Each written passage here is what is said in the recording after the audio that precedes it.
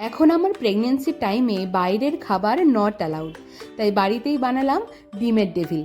প্রথমেই সর্ষের তেলের মধ্যে পেঁয়াজ কুচি ভেজে নিয়ে তাতে অ্যাড করলাম সেদ্ধ আলু, তারপর ভাজা মশলা আর নুন দিয়ে ভালো করে চটকে মেখে নিলাম। অন্যদিকে 4টে ডিম সিদ্ধ করে হাফ হাফ করে কেটে নিয়েছি।